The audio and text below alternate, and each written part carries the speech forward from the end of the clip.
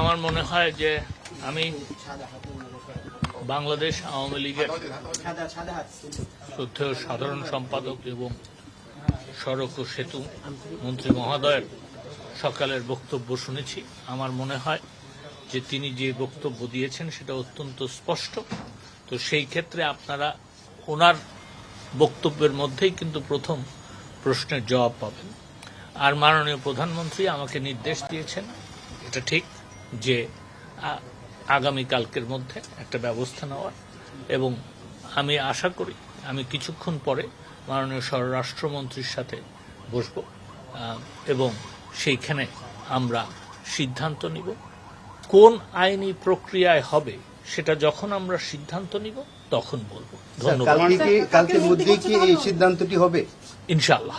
দেখেন, এই যে নৃশংসতা যেটা চালানো হয়েছে গত 16 জুলাই থেকে 20 জুলাই এবং কোটা আন্দোলনের নামে, কোটা বিরোধী আন্দোলনের নামে যে সহিংসতা চালানো হয়েছে, তার প্রথম কথা যেটা হচ্ছে যে যারা কোটা বিরোধী আন্দোলন করছিলেন তারা কিন্তু বলেছেন এই সহিংসতার সাথে তাদের কোনো সম্পৃক্ততা নাই।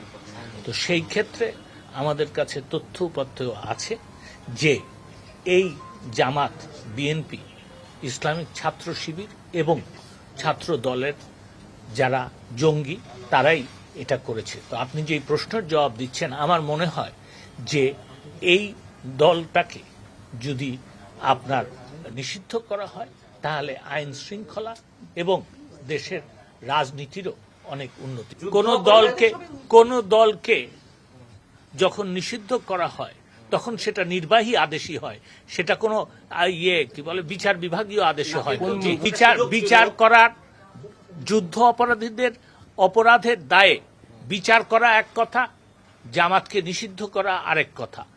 যুদ্ধ অপরাধের দায়ে যদি এই আইনের যে পরিবর্তনের কথা এবং সংশোধনের কথা আমরা লিখেছি, সেই সংশোধন যদি হতো এবং সেটা হলেও সেটা হবে, এবং সেটা হলে যেটা হবে যে জামাতকে যুদ্ধ অপরাধী হিসাবে বিচার করা হবে।